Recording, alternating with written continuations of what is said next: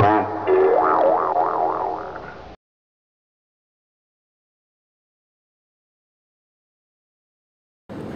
current squad also includes players who've been capped, all one cap each: Michael Galt, Peter Thompson, Robert Garrett, Jamie Mulgrew, and Chris Casement.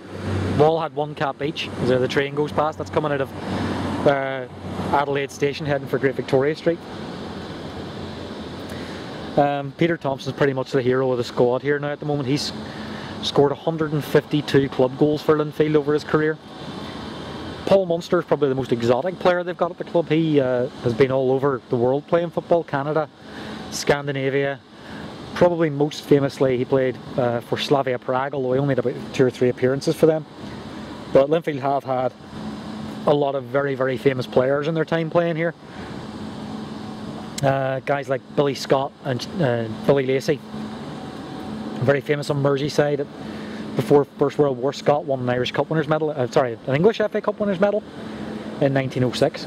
His brother Elisha famously went on to manage Linfield's biggest rivals at the time, Belfast Celtic. In the 50s, Jackie Milburn, War Jackie of Newcastle United, came and managed Linfield, played a couple of games for them as well, and brought a couple of English players with him too. Back in those days, from the 1930s to 1950s, Linfield could have got as many as 60,000 through the gates of this stadium to watch games. It was the real heyday of club football in the Irish League, especially when they were going to play Belfast Celtic.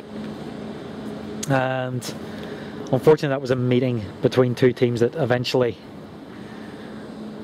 ended when Belfast Celtic withdrew from the Irish League.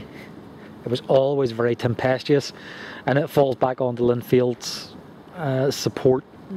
And basically Linfield are very, very predominantly unionist stroke loyalist in Northern Ireland, whereas Belfast Celtic were the complete opposite. And it was like a mini Glasgow Rangers, Glasgow Celtic thing, which led to a lot of trouble over the course of 50 years, from 1900 to 1949, when eventually Belfast Celtic withdrew from the Irish League.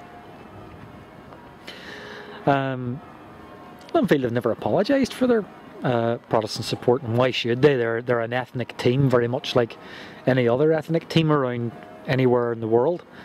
However, they have tried to work hard to eradicate sectarianism, for example chants against players who wouldn't be Protestant, etc. They also abolished a rule in the last few years where they wouldn't actually play Roman Catholic players in their team. Quite a few Catholics have since now played for Linfield, and many with distinction. However, it would be very unlikely to find a Roman Catholic who supported Linfield. They're still very, very much a Protestant team, and they don't want to change that as such. They just want to make sure that those Protestants who do come and support Linfield do it in a non-sectarian way.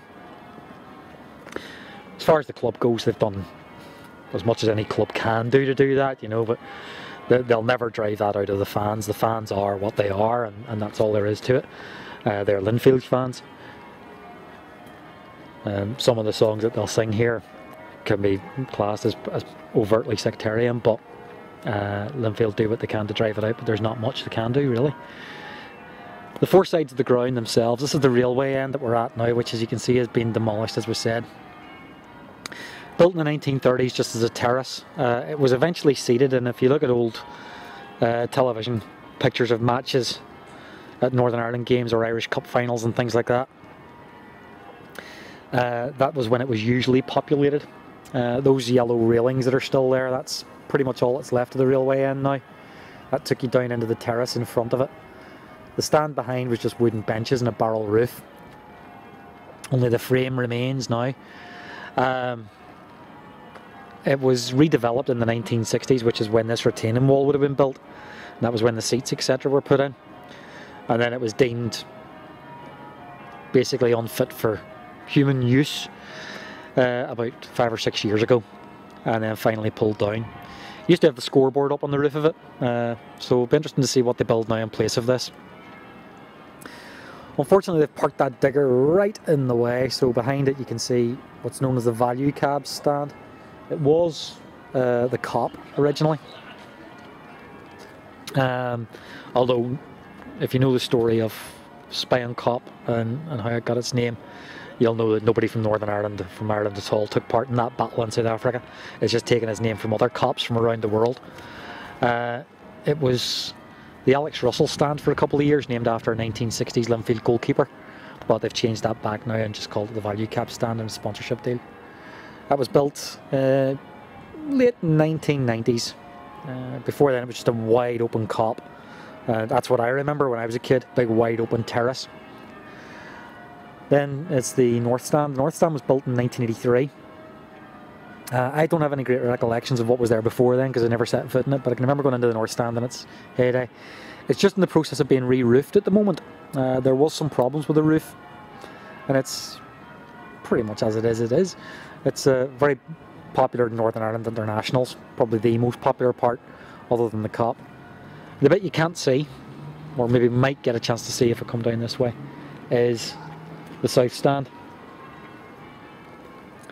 The South Stand is a real mishmash. Used to be the old Gallagher stand that stood there, as I say, built by Archie Leach in the 1930s. And you can see it's where the dugouts are as well.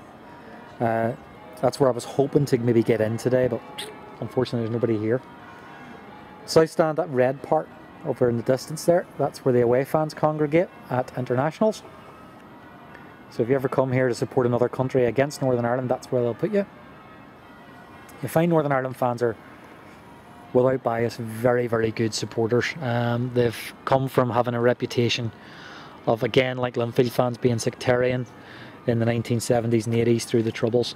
In the 90s they worked really, really hard setting up supporters groups and organisations to really change the whole atmosphere at Northern Ireland internationals. And as somebody who has been at Northern Ireland internationals myself since the early 1980s, I can vouch for the fact that it has made a huge difference. Northern Ireland international games here at Windsor Park are real family affairs now. Still, unfortunately, there's sections of society in Northern Ireland who feel that they're not welcome here. It's partly historical fact that they weren't welcome here at one stage, but today it's not really relevant. Anybody who wants to come and cheer on Northern Ireland could find that they could come and cheer Northern Ireland today, and they won't find themselves uncomfortable. A lot of the sectarian singing that used to go on in this stadium during international games has been wiped out. In fact, all of it. The only songs Northern Ireland fans sing these days now would be things like Stand Up for the Ulster Men and things like that. A lot's made of the whole thing that went on here a few years ago with Neil Lennon, who was a Glasgow Celtic player who got a death threat.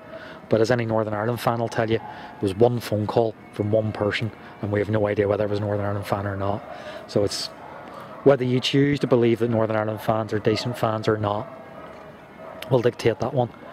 The only thing I'll say is that a totally independent organisation in Belgium gave them an award for being the best international football fans in the world in 2006 for the work that they've done at Northern Ireland international matches. That's the entrance to the North Stand, built in 1983. That gate there is usually never opened except for letting fans out at the end of a game. Before the game, this is the one thing that's different from the South Stand down the bottom. You do have to queue to get through those turnstiles. I, to my cost, once when I brought a drum here to an international match and actually got stuck on the turnstiles for a couple of minutes trying to get the drum through. But I pushed and I shoved and I got it through. There's a big concourse behind that taking you then into the back of the North Stand, which again, unfortunately, I can't go in and film today because the ground's closed. And that's Windsor Park. There's not much I could film from inside that would be any different to what I could film from outside except for the pitch. If you do come to a Northern Ireland game or a Linfield game, hope you enjoy it.